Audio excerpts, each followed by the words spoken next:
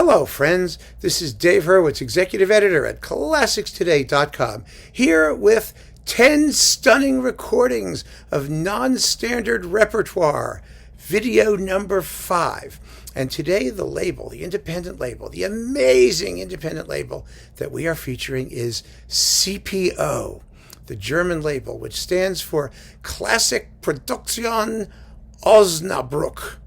What an amazing label this has turned out to be over the past few decades.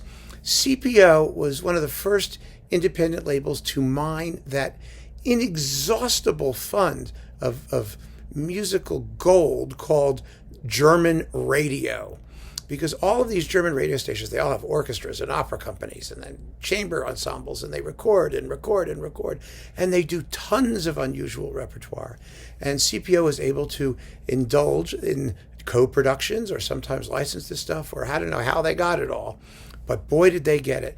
They have the most unbelievable catalog of unusual and interesting chamber works, Baroque music, contemporary orchestral music, operas, you name it, especially when it comes to the German Baroque. My goodness, there isn't any obscure German composer who wrote a Passion who hasn't shown up on CPO.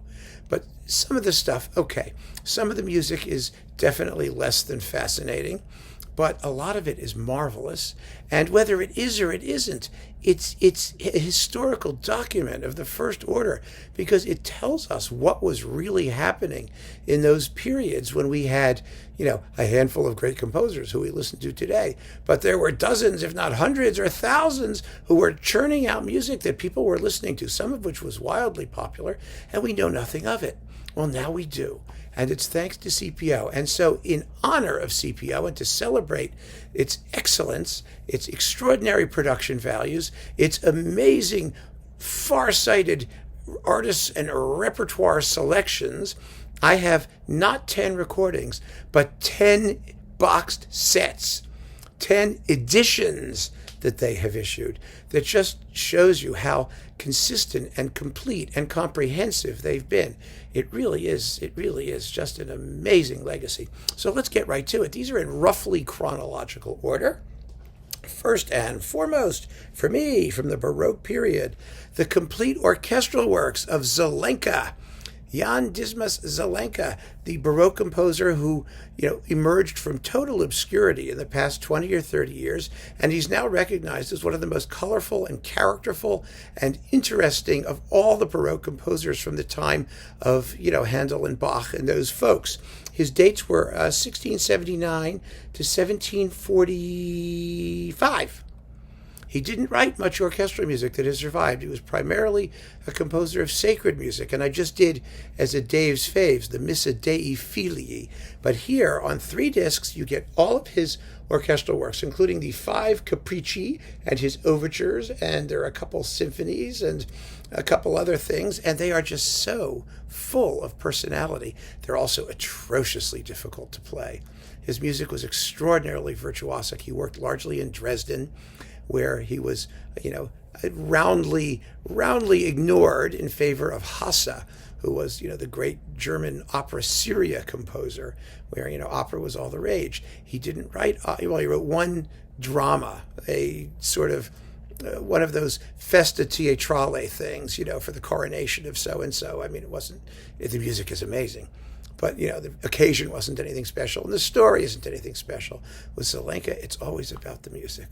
It really is. And this wonderful series, 3 discs, featuring Das Neue Eröffnete Orchestra under Jürgen Sonnenthal, is one of the gems of the CPO catalog. And as with all these talks, I'm listing everything just down below.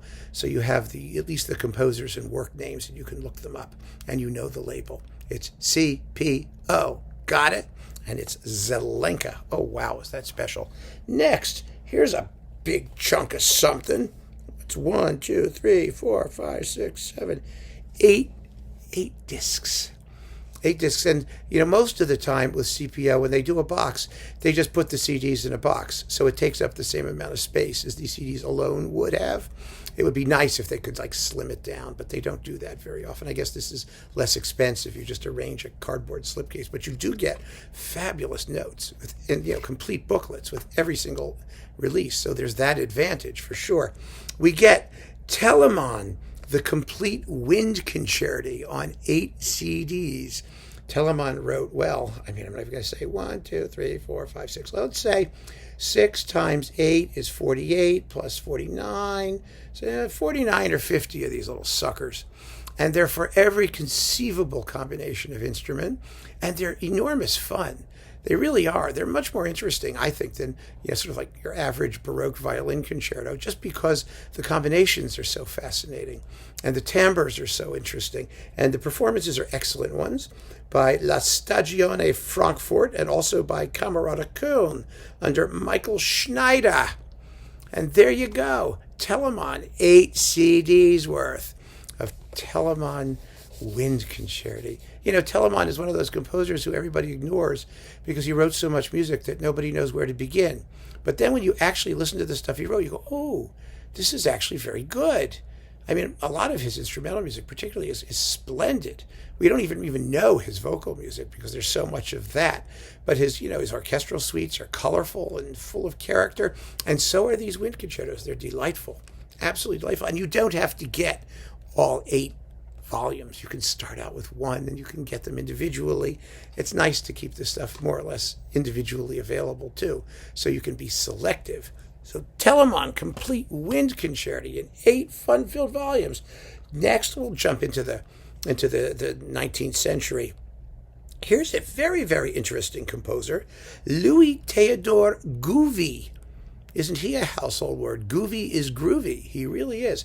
He lived from 1819 to 1898. And they've actually, the CPO has done more than just his symphonies. They've also done some of his operas. He was an important voice in French music in his day, and he's a wonderful guy because for people who think that French music had no symphonies and things like that until Saint-Saëns and Franck got a hold of them, well, that's not true. We're already talking about Louise Farrenc, for example, and who's also on CPO, by the way, she is. But I think Gouvy is an interesting composer, and there's 1, 2, 3, 4, 5, 6, 7 symphonies, plus a fantasy symphonique and a sinfonietta. Now, these are conservative symphonies in the post sort of Mendelssohnian vein. Think somebody like Niels Gade, or one of those people. They're proportionally shapely. They're about a half hour long. And, they're conservatively scored, but they're often melodically quite distinctive, and they're very, very well made. And quite interesting to hear. This set has 1, 2, 3, 4 discs. So you can get one and give it a shot and see what you think. I mean, if you are interested in the Romantic Symphony, the conservative German-style Romantic Symphony in France, or other places as well, then you can give this a listen, confident that you're going to have excellent performances. The performances are by Jacques Mercier, who you probably encountered somewhere here or there. He's quite good. With the Deutsche Radio Philharmonie Saarbrücken Kaiserslautern. Yeah. Try and pronounce that quickly 10 times. It's a wonderful, this is an SWR co-production with a lot of other people. So you can see all the people who get involved in producing these things.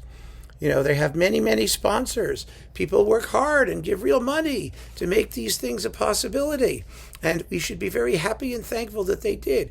Gouvy is groovy. He is worth looking into. So there's Gouvy.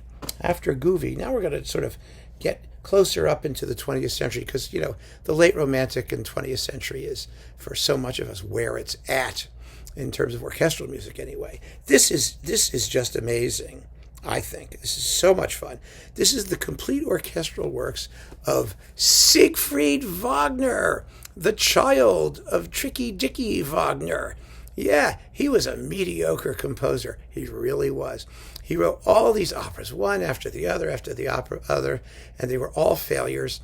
They sound like sort of watered down Wagner, sort of like his dad. He was trapped in a horrible marriage, trapped with a horrible mother, trapped with this overbearing reputation. He really did not have a happy life. And he was gay. On top of all of that, he had that to deal with.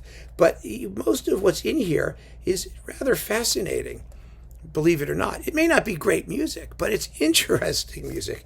It's 1, 2, 3, 4, 5, 6, 7 discs, including the Symphony in C, which caused hysteria at Wahnfried, the home of the Wagner clan, because, Wagner said the symphony was dead. So what did his son do? He wrote one.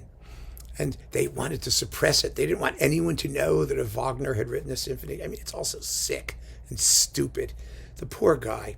So you get his complete overtures in volumes 1 through 4, and then you get the Symphony in C, and then something that was actually by Liszt that he arranged, Eclogue, arranged for orchestra, and the symphonic poems. You get symphonic poems.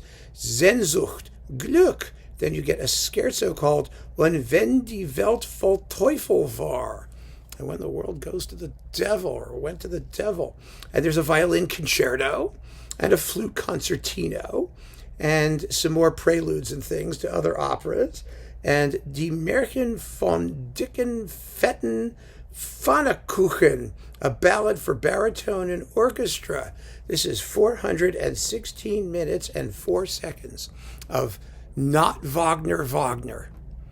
And that's really quite something, isn't it? Let me hold this up again. The performances are by Werner Andreas Albert, who was a very, very important stalwart of unusual repertoire. He did, the Korngold series that's on CPO, and quite a few other things as well that we're going to talk about. The complete Hindemith orchestral works. Like, wow, in 3 boxes? Who else has got this stuff? No one! And this was just a series I had so much fun collecting, even though, like I said, the music isn't the greatest, but it's never less than entertaining. And it has its dull moments. Okay, what the heck, But it's the Philharmonisches Staatsorchester Hamburg and the Staatsphilharmonie Rheinland-Pfalz. And they're just splendid performances of music nobody cares about, but we should. This is a real historical moment, this box. And it's not a chore to listen to, not at all. It's fun. And now we've got some really hot stuff here, somewhat. Here we have the complete symphonies and other orchestral works of Felix Weingartner, the conductor. And this also is 1, 2, 3, 4, 5, 6, 7 discs. Weingartner wrote a lot of music. There's 7 symphonies. And then his overtures, he did some Shakespeare overtures, King Lear and The Tempest. And there's a Serenade for String Orchestra, and the Happy Overture, and From Serious Times Overture, and Spring. There's a Spring Overture. Remember I said every composer has to do a Spring? Well, he did a Spring. Oh, these are out of order because I was listening to them recently. I'm going to have a nervous breakdown when they're out of order. We don't want that. It just my obsessive compulsive disorder goes completely bananas when that happens. So there we go. Weingartner. Now, this music also tends to be extremely conservative. The non-symphonic music is more adventurous, as you might expect of a German composer trapped in German 19th century symphonism. But there are some good ones. There are a few good ones. Some of them are just boring. It's like you can't believe, because he was a conductor whose works were never very let's face it, he was a conductor, but he was one of the more prolific composer conductors, and he knew how to write. He knew how to write conservative German symphonies, and so you might enjoy hearing a couple of these. The best ones, I mean, there's a very pretty one here. Oh my goodness, Symphony Number 7. That's right, it's a vocal symphony for soloist, chorus, organ, and large orchestra. And let's see, we've got Frühling. Where's the F major? There's one in F major, like Beethoven's Pastoral Symphony. It's very, very pretty. And I've actually reviewed a bunch of these things at classicstoday.com. So you can go and read those reviews. Actually, I've reviewed a lot of this stuff in these boxes, Gouvy and all these people. So if you look at these composers, if you look up reviews on classicstoday.com, you can see reviews of the individual releases. And that should give you something to, sort of triangulate around. But anyway, you've got Weingartner's complete symphonies and symphonic works. And it's 381 minutes and 18 seconds of completely unknown orchestral stuff. And some of it's quite good. It really is. And you get to dig around and draw your own conclusions. I think that's fun, actually. It's like hunting for buried treasure. You find an object and you dust it off. And it could be beautiful, or it could be hideous, or it could be worthless, or it could be valuable. But you get to decide. And there aren't that many opportunities in the world of classical music where we get to pick who the classics really are. Next. Oh, this one's great, too. I love this guy. Tura Ringstrom. Tura Ringstrom, Swedish composer. His dates were 1884 to 1947. Now, his symphonies, there are 4 of them, are really, really quite enjoyable. He had no sense of form whatsoever, but he had a great feeling for atmosphere and color. And this is just an enormously enjoyable set. It's been around for a long time. CPO's had this out. It was early in their lifetime, I think. The recording dates are August 1995. Well, maybe not that early, but fairly early. But it's beautiful, beautiful music and great fun to listen to. You also get his Intermezzo Drammatico and his Dithram and Varhymnen and a couple other things there. And the performances are with the Norrköping Symphony Orchestra under Mikhail Jurovsky. Mikhail was the dad of Vladimir. And he was a wonderful conductor. He did all kinds of cool stuff for CPO, including some amazing Prokofiev ballets. So, he's also worth looking into. And Rangström is just one of those sort of late romantic, early 20th century free spirits. I mean, he just was. And I recommend his music very, very strongly. It's only 3 discs. You're not going to kill yourself if you try and get them. And they are wonderfully performed and recorded. Next, well, Naxos has this, but CPO did it first. The complete Villa-Lobos symphonies. I mean, I never thought there would be another cycle. I really didn't until Naxos started doing things in Brazil.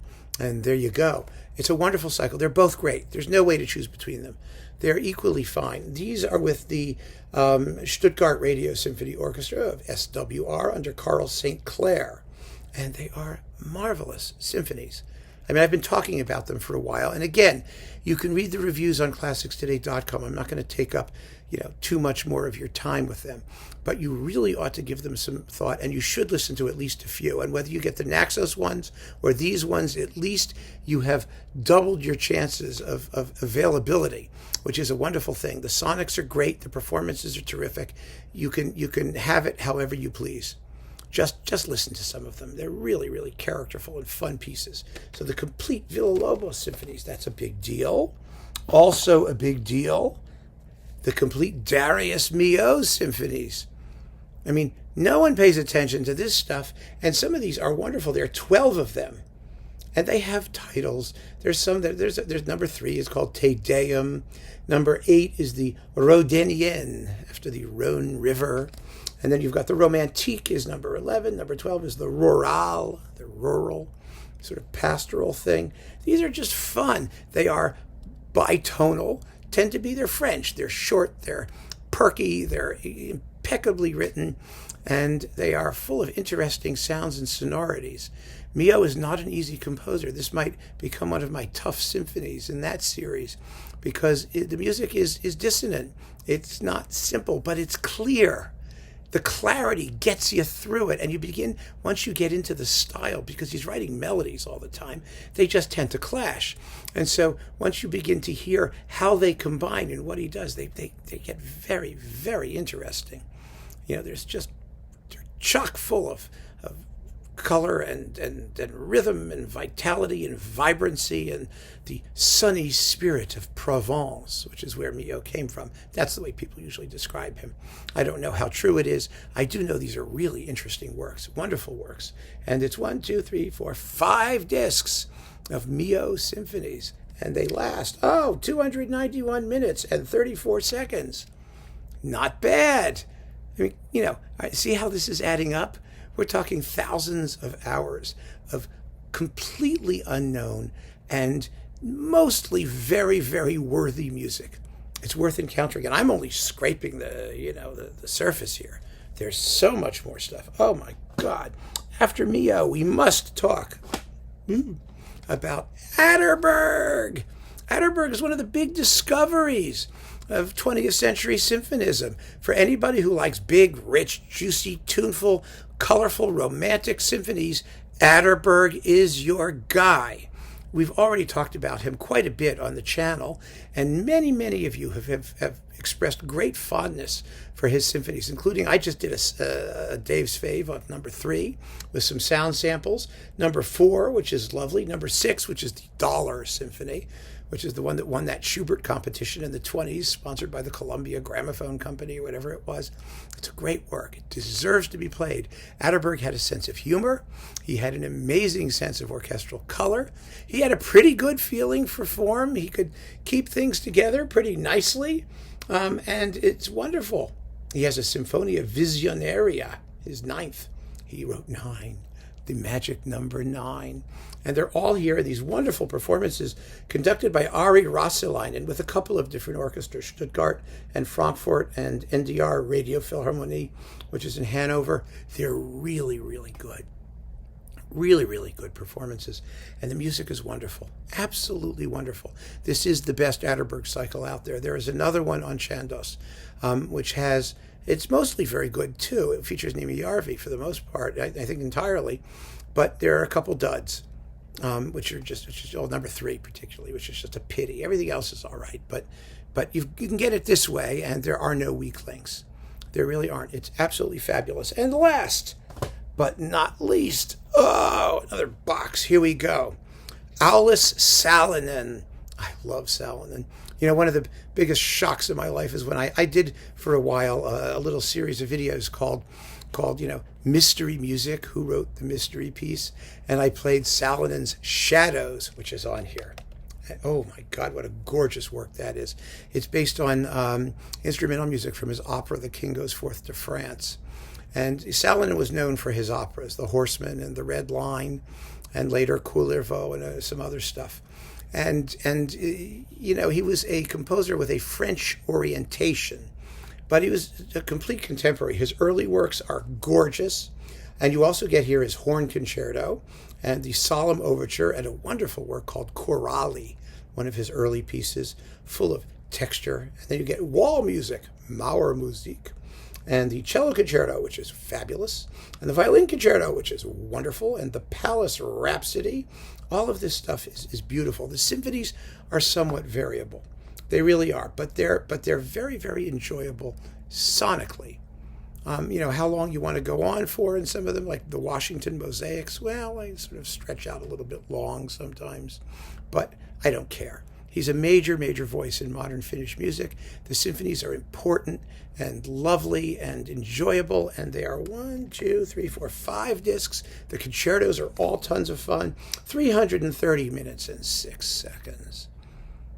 You know, what else have you got to do with 330 minutes and 6 seconds? Let's face it.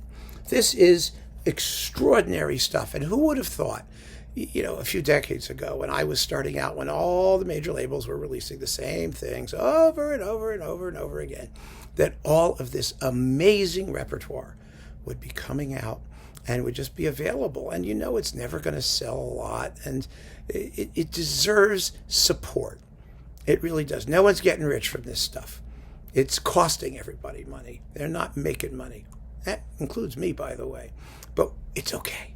Because if we love music and we're passionate about music, then labels like CPO, and I've already talked about BIS and Chandos and Ondine and these other folks, they are our bread and butter, the people who make life worth living.